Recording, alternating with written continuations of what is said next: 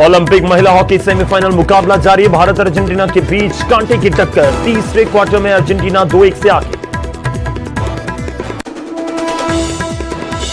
Tokyo Olympics में हरियाणा के छोरे ने रचा इतिहास। फ्री स्टाइल कुश्ती के फाइनल में पहुंचे रवि दहिया। ओलंपिक में भारत का चौथा मेडल पक्का।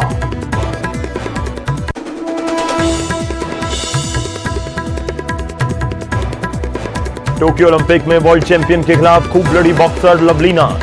सेमीफाइनल में हारी लेकिन ब्रॉन्ज मेडल पर जमाया कब्जा।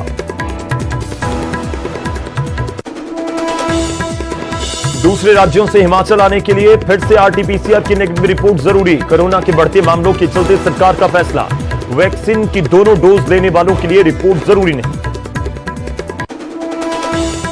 हिमाचल विधानसभा के मानसून सत्र के तीसरे दिन भी हंगामा। विपक्ष ने बेरोजगारी के मुद्दे पर सदन से किया वॉकआउट। सरकार पर लगाया चोर दरवाजे से भर्तियां करने का आरोप। और संसद के बाहर रवनीत बिट्टू और हरसिमरत कौर बादल में दिखी बहस।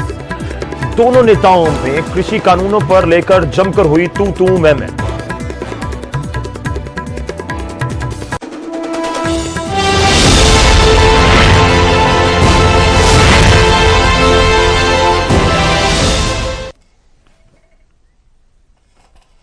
नमस्कार, स्वागत है आपका। गौरव शुक्ला मैं हूं आपके साथ और इस बुलेटिन का आगाज करने जा रहे हैं। सबसे पहले बात होगी पंजाब की सियासत की। सुखजिंदर सिंह रंधावा पंजाब के कैबिनेट मंत्री हैं और रंधावा ने कैप्टन पर एक बार फिर से सवाल उठाए हैं। सुमेध सिंह सैनी की गिरफ्तारी न होने पर यह सवाल रंधावा उठाते हुए नजर आ रहे हैं। सैनी की गिरफ्तारी को लेकर, क्योंकि सुमेध सिंह सैनी पूर्व डीजीपी हैं पंजाब के और उनकी गिरफ्तारी अभी तक नहीं हुई और सैनी को गिरफ्तार करने की मंशा ही नहीं है। ये सुखजिंदर सिंह रंधावा अपनी सरकार के ऊपर हमला बोलते हुए नजर आ रहे हैं। अफसरों पर लगाम लगाने की जरूरत है।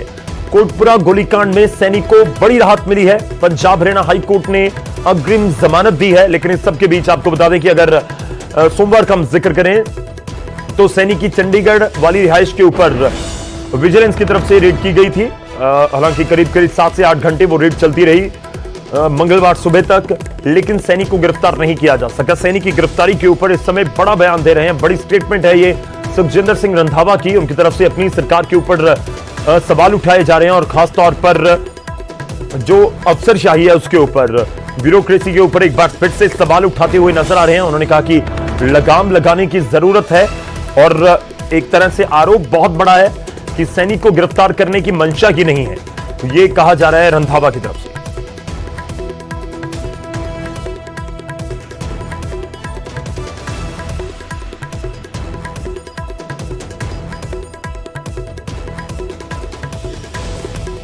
ਮਾਮਲਿਆਂ ਦਾ ਸੱਚ ਕਦੋਂ ਸਾਹਮਣੇ ਆਏਗਾ, ਕਦੋਂ ਅਸਲ ਦੋਸ਼ੀ ਸਾਹਮਣੇ ਆਉਣਗੇ ਤੇ ਕਦੋਂ ਕੋਟਕਪੂਰਾ ਤੇ ਬਹਿਬਲ ਕਲਾਂ ਗੋਲੀकांड ਦੇ ਦੋਸ਼ੀਆਂ ਨੂੰ ਸਜ਼ਾ ਮਿਲੇਗੀ। ਪਰ ਉਸ ਤੋਂ ਪਹਿਲਾਂ ਸਵਾਲ ਤਾਂ ਅਜੇ ਉੱਥੇ ਹੀ ਖੜਾ ਹੈ ਕਿ ਅਸਲ ਦੋਸ਼ੀ ਹੈ ਕੌਣ।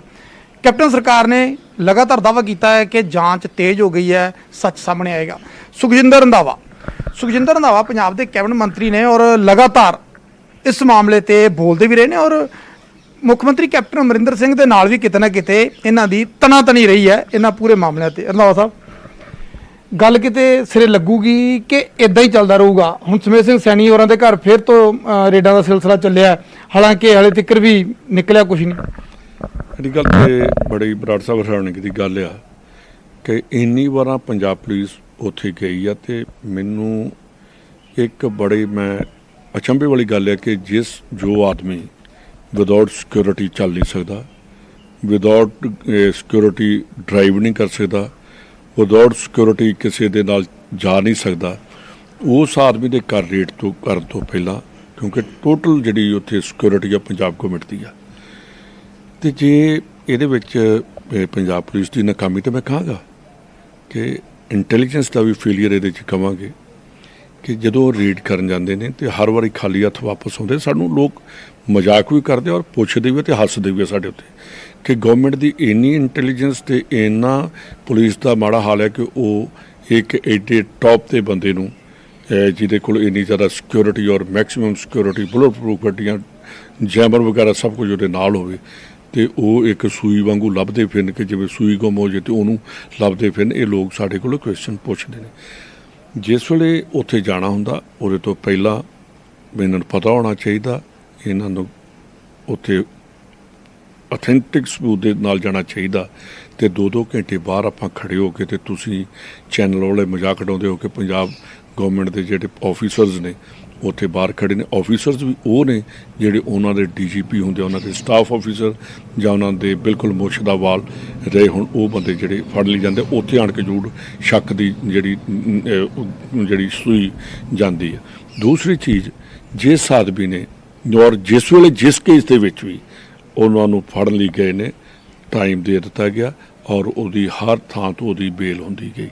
ਕਿ ਲੋਕ ਇਹ ਵੀ ਸਾਨੂੰ ਕੁਐਸਚਨ ਕਰਦੇ, ਅੱਜ ਵੀ ਮੈਂ ਜਾ ਕੇ ਆ ਜਾਂ ਕੱਲ੍ਹ ਵੀ ਕੀਤਿਆਂ ਲੋਕਾਂ ਨੇ ਪੁੱਛਿਆ ਕਿ ਇਹਦੇ ਪਿੱਛੇ ਮਾਜਰਾ ਕੀ ਆ ਕਿ ਤੁਸੀਂ ਜਿਸ ਵੇਲੇ ਫੜਦੇ ਹੋ ਨਾਲ ਦੀ ਨਾਲ ਉਹਨੂੰ ਬੇਲ ਮਿਲ ਜਾਂਦੀ ਆ, ਤੇ ਕਿਤੇ ਕੋਈ ਬਲੈਕ ਸ਼ੀਪਸ ਤੇ ਨਹੀਂ ਗਿਆ ਜਿਹੜੀ ਇਹੋ ਜਿਹੇ ਕਰਦੀ ਆ ਤੇ ਗਵਰਨਮੈਂਟ ਨੂੰ ਤੇ ਕਾਂਗਰਸ ਨੂੰ ਬਦਨਾਮ ਕਰਨੀਆਂ ਚਾਹੁੰਦੀਆਂ ਹੁਣ। ਤੁਹਾਡੇ ਕਹਿੰਦੇ ਮੁਤਾਬਕ ਜਿਹੜੀ ਉਹਨਾਂ ਨੂੰ ਬੇਲ ਮਿਲ ਰਹੀ ਆ ਉਹਦੇ ਵਿੱਚ ਵੀ ਕਿਤੇ ਨਾ ਕਿਤੇ ਮਿਲੀ ਭੁਗਤੀ ਹੈ ਕਿ ਇੱਕ ਆਪਦਾ ਪੱਖ ਕਮਜ਼ੋਰੀ ਤਰੀਕੇ ਦੇ ਨਾਲ ਜਿਹੜਾ ਪੇਸ਼ ਕੀਤਾ ਜਾਂਦਾ ਤੇ ਈਜ਼ੀਲੀ ਬੇਲ ਮਿਲ ਜਾਂਦੀ ਹੈ। ਪਰਸੋਂ ਅਸੀਂ ਜਾਣਿਆ ਤੇ ਕੱਲ੍ਹ ਉਹਨੂੰ ਬੇਲ ਮਿਲ ਜਾਂਦੀ ਆ, ਤੇ ਇਹਦੇ 'ਚ ਕੋਈ ਨਾ ਕੋਈ ਚੀਜ਼ ਤੇ ਜਿਹੜੀ ਵੇਖਣ ਵਾਲੀ ਆ। ਔਰ ਸੀਐਮ ਸਾਹਿਬ ਨੂੰ ਵੀ ਰਿਕੁਐਸਟ ਕਰੂੰਗਾ ਕਿ ਇਹਦੇ ਬਾਰੇ ਡੀਪਲੀ ਗੱਲ ਕਰਨ ਔਰ ਕੱਲਾ ਕੈਬਨਿਟ ਦਾ ਕੱਲਾ ਸੀਐਮ ਸਾਹਿਬ ਦਾ ਉਹਦੇ 'ਚ ਸਾਡੀ ਜਿਹੜੀ ਜੁਆਇੰਟ ਰਿਸਪੌਂਸਿਬਿਲਿਟੀ ਬਣਦੀ, ਪੂਰੀ ਕੈਬਨਿਟ ਦੀ ਵੀ ਉਹਦੇ 'ਚ ਰਿਸਪੌਂਸਿਬਿਲਿਟੀ ਬਣਦੀ ਹੈ। ਕੈਬਨਿਟ ਜਿਵੇਂ ਕੈਪਟਨ ਸਾਹਿਬ ਜਵਾਬ ਦੇਵੇ ਉਸੇ ਤਰ੍ਹਾਂ ਹੀ ਅਸੀਂ ਲੋਕਾਂ ਨੂੰ ਆਨਸਰੇਬਲ ਆ, ਉਹਨਾਂ ਨੂੰ ਜਵਾਬ ਦੇ ਆ। ਸਾਨੂੰ ਪੁੱਛਦੇ ਨੇ ਕਿ ਇਹ ਜਿਹੜੀਆਂ ਚੀਜ਼ਾਂ ਕਿਉਂ ਹੋ ਰਹੀਆਂ। ਜੇ ਐਡੀ ਚੀਜ਼ ਸੀਗੀ ਕਿ ਜਿਹੜੀ ਡਿਸਪ੍ਰੋਪੋਰਸ਼ਨੇਟ ਦਾ ਉਹਦੇ 'ਤੇ ਇਹ ਜਿਹੜਾ ਕੇਸ ਬਣਨਾ ਸੀ, ਉਹਦੇ ਤੋਂ ਪਹਿਲਾਂ 9 ਤਰੀਕ ਨੂੰ ਜਦੋਂ ਕੋਰਟ 'ਚ ਪੇਸ਼ ਹੋਣਾ ਸੀ, ਉਸ ਵੇਲੇ ਜਦੋਂ ਮਰਜ਼ੀ ਉੱਥੇ ਜੱਜ ਕੋਲ ਬੈਠ ਕੇ ਨਾਲ ਹੀ ਕਹਿੰਦੇ ਜੇ ਬੰਦਾ ਸਾਨੂੰ ਇਸ ਕੇਸ ਦੇ ਵਿੱਚ ਜ਼ਰੂਰਤ ਹੈ ਦੀ ਤਾਂ ਉੱਥੇ ਬਿਠਾ ਲਿਆ ਜਾ ਸਕਦਾ। 9 ਤਰੀਕ ਨੂੰ ਮੇਰੇ ਖਿਆਲ ਕਿ ਕਿੱਦਣ ਨੂੰ ਉਹਦੀ ਪੇਸ਼ੀ ਹੈ। ਤੁਹਾਡੇ ਵੀ ਭਾਵ, ਕਿਉਂਕਿ ਲੋਕ ਵੀ ਇਹ ਕਹਿੰਦੇ ਨੇ, ਲੋਕ ਕਹਿੰਦੇ ਕਿ ਜਿਹੜੀਆਂ ਕਾਰਵਾਈਆਂ ਹੁੰਦੀਆਂ ਨੇ ਜਾਂ ਜਿਹੜਾ ਮਾਹੌਲ ਬਣਾਇਆ ਹੁੰਦਾ, ਕਿਉਂਕਿ ਐਸਾ ਨਹੀਂ ਹੈ ਕਿ ਪਹਿਲਾਂ ਕਦੇ ਕਿਸੇ ਦੀਆਂ ਗ੍ਰਿਫਤਾਰੀਆਂ ਨਹੀਂ ਹੋਈਆਂ, ਮੌਜੂਦਾ ਡੀਜੀਪੀ ਤੱਕ ਜਿਹੜੇ ਆ ਪੁਲਿਸ ਨੇ ਅਰੈਸਟ ਕੀਤੇ ਨੇ, ਤਾਂ ਇੱਕ ਸਾਬਕਾ ਡੀਜੀਪੀ ਨੂੰ ਅਰੈਸਟ ਕਰਨਾ ਏਡੀ ਵੱਡੀ ਚੁਣੌਤੀ ਹੋ ਗਈ ਹੈ। ਜਿਸ ਤਰ੍ਹਾਂ ਤੁਸੀਂ ਖੁਦ ਜ਼ਿਕਰ ਕੀਤਾ ਕਿ ਜ਼ੈਡ ਸਿਕਿਉਰਿਟੀ ਹੋਵੇ, ਪਾਣੀ ਦਾ ਗਲਾਸ ਪੀਣਾ ਸ਼ਾਇਦ ਉਹਦੇ ਲਈ ਔਖਾ ਹੋਵੇ, ਰਿਸ਼ਤੇਦਾਰ ਨੂੰ ਮਿਲਣਾ ਔਖਾ ਹੋਵੇ, ਤੇ ਉਹ ਜ਼ੈਡ ਸਿਕਿਉਰਿਟੀ ਦੇ ਵਿੱਚੋਂ ਬੰਦਾ ਗਾਇਬ ਹੋ ਗਿਆ। ਮੈਂ ਇਹੀ ਤੁਹਾਨੂੰ ਕਹਿ ਰਿਹਾ ਕਿ ਤੁਸੀਂ ਜਿਹੜੀ ਗੱਲ ਕਰਦੇ ਸਰਵਿੰਗ ਡੀਜੀਪੀ ਐਸਐਸ ਵਿਰਕ, ਉਹਨੂੰ ਦਿੱਲੀ ਤੋਂ ਜਾ ਕੇ ਦੂਜੀ ਸਟੇਟ ਤੋਂ ਚੁੱਕ ਕੇ ਲੈ ਕੇ ਆਇਆ ਜਾ ਸਕਦਾ ਤੇ ਉਹਦੇ ਚੁੱਕਣ ਤੋਂ ਬਾਅਦ ਉਹਦੇ ਤੇ ਐਫਆਈਆਰ ਕੀਤੀ ਜਾਂਦੀ, ਦਿੱਲੀ ਤੋਂ ਬਿਨਾਂ ਕਿਸੇ ਕੇਸ ਤੋਂ ਉਹਨੂੰ ਚੱਕ ਲਿਆ ਜਾਂਦਾ।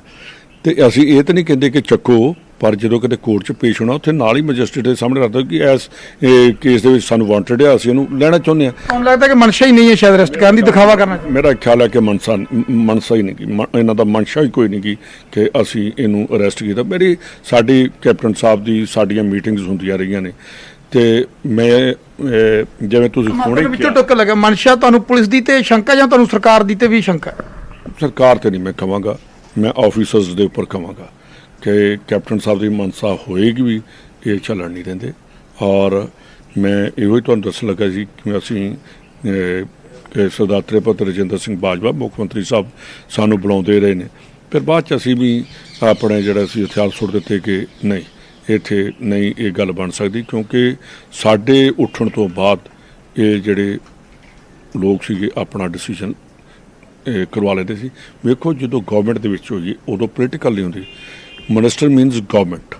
ਜੇ ਆਪਾਂ ਕਹੀਏ ਕਿ ਮਿਨਿਸਟਰ ਪੋਲੀਟੀਕਲ ਡਿਸੀਜਨ ਲੈ ਰਹੇ, ਅਸੀਂ ਦੋ ਹਾਂ। ਅਸੀਂ ਜਿੱਥੇ ਐਡਮਿਨਿਸਟ੍ਰੇਟਿਵਲੀ ਚੱਲਣਾ, ਉੱਥੇ ਅਸੀਂ ਲੋਕਾਂ ਦੀਆਂ ਭਾਵਨਾਵਾਂ ਦੇ ਅਨੁਸਾਰ ਵੀ ਚੱਲਣਾ, ਉਹਦੇ ਮੁਤਾਬਕ ਚੱਲਣਾ। ਤੇ ਇਹਨਾਂ ਚੀਜ਼ਾਂ ਦੇ ਵਿੱਚ ਸਾਡੀ ਕਈ ਵਾਰ ਮੀਟਿੰਗਸ ਹੋਈਆਂ, ਉਹਦੇ ਸਾਡੇ ਪਾਰਟੀ ਦੇ ਪ੍ਰੈਜ਼ੀਡੈਂਟ ਵੀ ਸਾਡੇ ਨਾਲ ਬੈਠਦੇ ਰਹੇ ਨੇ, ਪਰ ਸਾਨੂੰ ਕਦੀ ਕੋਈ ਫਰੂਟਫੁਲ ਰਿਜ਼ਲਟ ਉਹਦੇ 'ਚੋਂ ਨਹੀਂ ਮਿਲਿਆ। ਪ੍ਰਧਾਨ ਸਾਹਿਬ, ਜਦੋਂ ਤੁਸੀਂ ਕੋਈ ਆਉਣ ਵਾਲੇ ਦਿਨਾਂ ਦੇ ਵਿੱਚ ਕੋਈ ਮੀਟਿੰਗ ਕਰਕੇ ਕੋਈ ਇਸ ਤਰ੍ਹਾਂ ਦਾ ਐਕਸ਼ਨ ਲੈਣ ਜਾ ਰਹੇ ਹੋ, ਚਾਹੇ ਮੁੱਖ ਮੰਤਰੀ ਦਾ ਦਬਾਅ ਬਣਾਓ, ਚਾਹੇ ਪੁਲਿਸ ਤੇ ਦਬਾਅ ਬਣੇ, ਕਿ ਕਿਉਂ ਕਮੀ ਕਿੱਥੇ ਰਹਿ ਗਈ, ਉਹ ਕਮੀ ਬਾਹਰ ਕੱਢਣ ਦੇ ਲਈ?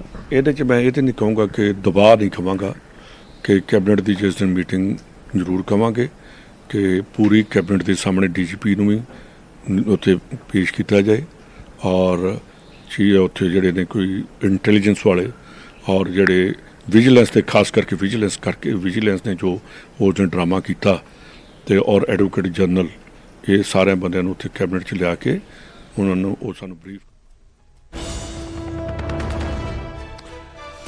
तो कहीं ना कहीं पूरे सिस्टम के ऊपर सवाल खड़े करते हुए नजर आ रहे हैं रंधावा, और उनकी तरफ से यह क्लियर किया गया कि अगर सरकार चाहती भी है सुमित सैनी को गिरफ्तार करना, लेकिन जो ब्यूरोक्रेसी है खासतौर पर अफसरों के ऊपर निशाना लगा रहे हैं और हमलावर है रंधावा की अफसरशाही उसकी मंशा नजर नहीं आती कि सुमित सैनी को गिरफ्तार किया जाए। और इस बीच एक और बड़ी खबर है, उसका रुख करेंगे। ओबीसी पर मोदी सरकार का दूसरा बड़ा कदम, जी हां, संविधान संशोधन बिल को मंजूरी मिली है।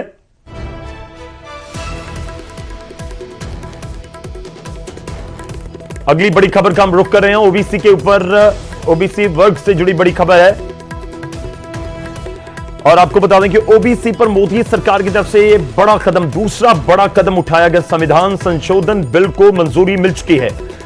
इसी मॉनसून सत्र में पारित कराने की अब कोशिश की जाएगी, जो कैबिनेट की एक तरफ से मंजूरी मिली है। राज्यों को अपनी ओबीसी सूची बनाने का अधिकार होगा। इस साल 5 मई को सुप्रीम कोर्ट की तरफ से कहा गया था कि केवल केंद्र सरकार ही ओबीसी की सूची बना सकता है, जिसका केंद्र ने विरोध किया था। तो सुप्रीम कोर्ट की तरफ से कहा गया था कि केंद्र सरकार ही यह सूची को तैयार कर सकता है, ओबीसी सूची को। केंद्र सरकार की तरफ से इसका विरोध किया गया। इससे पहले पिछले हफ्ते मेडिकल शिक्षा में केंद्रीय कोटे में ओबीसी आरक्षण दिया गया था।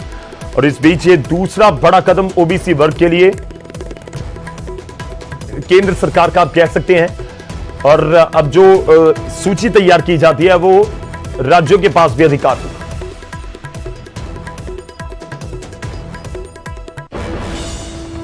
हिमाचल का रुख कर लेते हैं। हिमाचल विधानसभा के मानसून सत्र के तीसरे दिन विपक्ष ने बेरोजगारी के मुद्दे पर सदन से वॉकआउट कर दिया।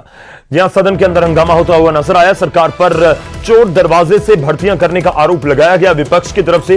विपक्ष ने नियम 67 के तहत चर्चा की मांग की थी। चर्चा न होने पर विपक्ष ने सदन से वॉकआउट ही कर दिया। और वहीं विपक्ष ने सरकार से श्वेत पत्र जारी करने की भी मांग की है। विपक्ष के नेता मुकेश अग्निहोत्री और आशा कुमारी की तरफ से बयान दिया गया। उन्होंने कहा कि श्वेत पत्र जारी न करने पर कोर्ट का दरवाजा भी खटखटाया जाएगा। अन्याय हो रहा है, विशेष करके इस बात को हमने देखा है और स्टडी करके ये बात सामने आई है कि जो आउटसोर्स से एक पर्टिकुलर कंपनी है जिसके थ्रू ये आउटसोर्स पे रखे जा रहे हैं लोग, ना उस पर कोई नियम है और अधिकतर नौकरियां जो हैं वो 2 चुनाव क्षेत्र से दी जा रही हैं, सराज और धर्मपुर। 5000 से ज़्यादा नौकरियां जो हैं सिर्फ 2 क्षेत्रों में दे दी गई। ना उसमें रोस्टर लगा है, ना उसमें कोई नियम है, ना उसमें कोई कायदा है। सिर्फ वहाँ का होना जो है, निवासी होना सराज या धर्मपुर का, वही उसका एक क्राइटेरिया है। नौकरियां देने का सिलसिला चल रहा है, वो चोर दरवाजे से चल रहा है। ठेके पे भर्तियां की जा रही हैं, मेरिट का गला घोटा जा रहा है। ना तो पब्लिक सर्विस कमीशन को भर्ती दी जा रही है, ना सबऑर्डिनेट सिलेक्शन बोर्ड से भर्ती की जा रही है, ना कोई एग्जाम लेके कोई एजेंसी द्वारा भर्ती करवाई जा रही है। ये तो जो है बिल्कुल चोरों की तरह डाका डाला जा रहा है हिमाचल प्रदेश के यूथ के भविष्य पे। जो है हमने 70 का जो है बहिर्गमन किया है और बहुत ही दुख का विषय है कि प्रदेश सरकार पिछले 4 वर्षों से लगातार युवाओं के साथ छल कर रही है, बेरोजगारों के साथ छल कर रही है और जो भर्तियां कर रही है 7 से 8 हज़ार तक जो है आउटसोर्स के माध्यम से जो सरकारी आंकड़े हैं, और ना जाने इतने कितने ही और होंगे जो इन्होंने चोर दरवाजे से जो भर्तियां करी है। आज इसको लेकर जो है सदन के अंदर हंगामा हमने किया है, हमने चर्चा मांगी थी, लेकिन सरकार ने उसको माना नहीं। तो सदन के अंदर और बाहर हंगामा होता हुआ नजर आया, वॉकआउट कर दिया गया विपक्ष की तरफ से। अगली खबर का रुख करते हैं। हिमाचल में फिर से कोरोना बंदिशें बढ़ाई गई हैं। जी हां, हिमाचल आने के लिए अगर आप हिमाचल जाना चाहते हैं, हिमाचल के बाहर से आ रहे हैं, तो फिर आरटी-पीसीआर की नेगेटिव रिपोर्ट आपके पास होनी जरूरी है। दूसरे राज्यों के लोगों को अपनी नेगेटिव रिपोर्ट दिखानी होगी, आपको कोरोना टेस्ट करवाना होगा, आरटी-पीसीआर। अगर आप हिमाचल जाना चाह रहे हैं, खासतौर पर अगर आप बाहर से आ रहे हैं, बाहर से मतलब हिमाचल के बाहर के हैं आप, दूसरे राज्यों से अगर आप आ रहे हैं, पंजाब से, जम्मू कश्मीर से, हरियाणा से, दिल्ली से या किसी और स्टेट से, क्योंकि सैलानी बहुत बड़े स्तर पर संख्या में पहुंचते हैं हिमाचल, अलग अलग जगहों पर जाते हैं पर्यटक के तौर के ऊपर, लेकिन 72 घंटे की नेगेटिव रिपोर्ट आपको दिखानी होगी। एक और भी मैं आपको बता दें कि रिपोर्ट लाना जरूरी है। वैक्सीन की दोनों डोज जो ले चुके हैं उनके लिए रिपोर्ट जरूरी नहीं है। अगर आपको अभी तक कोरोना वैक्सीन की दोनों डोज लग चुकी है तो फिर आपको दिक्कत नहीं है, आपको आरटी-पीसीआर की नेगेटिव रिपोर्ट की जरूरत नहीं है।